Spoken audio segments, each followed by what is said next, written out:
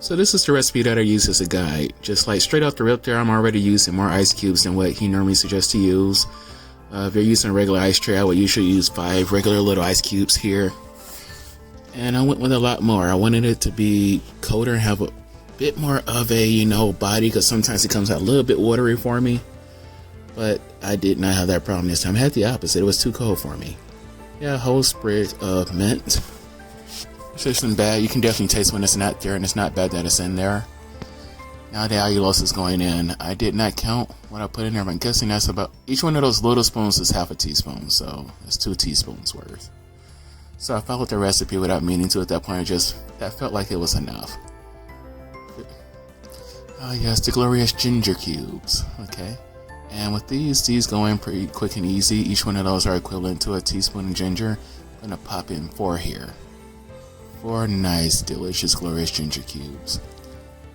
Oh, they mix them in with a little bit of lemon juice.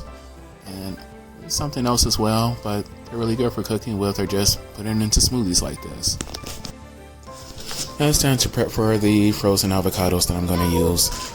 Usually I would just toss in like 2/3 of a cup. That's how much a serving size is on the bag.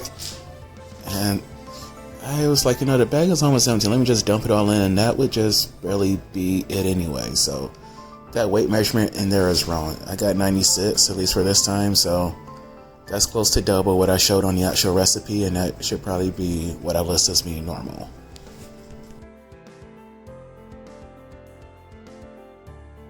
And it's time to toss in a 1/4 cup of lemon juice. Yes, it is, and it is good juice. And with that out of the way, we got to prepare for the rock star. The spinach. Love you, spinach. This recipe calls for using half a cup, and I'm going to make sure I use half of a cup. Still using a 1/4 cup to do it, so I'm going to use 2 1/4 cups to get half of a cup. But it's going to be a very overly stuffed 1/4 cup each time. Honestly, it's probably equal to about a cup's worth of chopped spinach when I do this. I'm not sure. A cup is probably too much, maybe closer to 3/4, but I'm fine with getting a lot of spinach. And there's a little garbage can hanging off the shelf down there. I didn't just throw that on the floor. But oh, here comes the second 1/4 cup of spinach. And look at that. Look at it.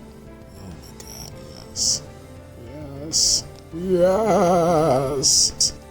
Okay, so I pretty much had to record this footage again after doing everything because it didn't record the first time. But she was just making seltzer. Not enough. Secrets of which are to have cold water, patience, and to just take your time with things. I'm just gonna put it in a pinch of salt. Just a pinch. That's it. That's all you really need. And as my good friend Pastel there was saying, yeah, a pinch of salt, it really brings out the flavor of the water. Or rather, adds flavor to the water. Because reverse osmosis water, which is what I'm using here, it's pretty much dead water. It removes everything from it. So all of the bad stuff and all of the good stuff too. So you just put in minerals back in by putting in a pinch of salt. And if you look at most sparkling waters like San Pellegrino or whatever, they have a very small amount of sodium in them naturally.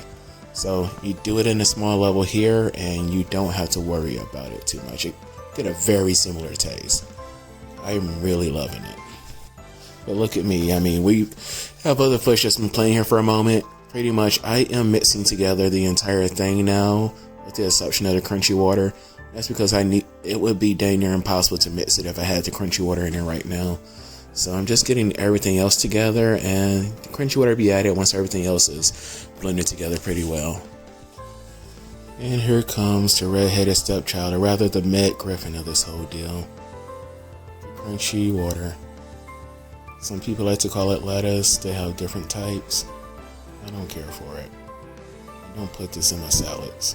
I don't put this on my burgers. I might, if I'm making a taco bowl or something, when I feel like I'm eating a taco, I'll get some full romaine hearts and use that in place of a tortilla sometimes, but in most cases I'm going to choose to use a real tortilla or something over it. But sometimes I do use it. The only thing it really shines in is when I make tuna, or treat my sardines like their tuna. Toss them in there, but there we go. As you see there, I did not pack it down like I did the spinach. Yeah, That was me flipping it off too. So let's speed through the rest of this.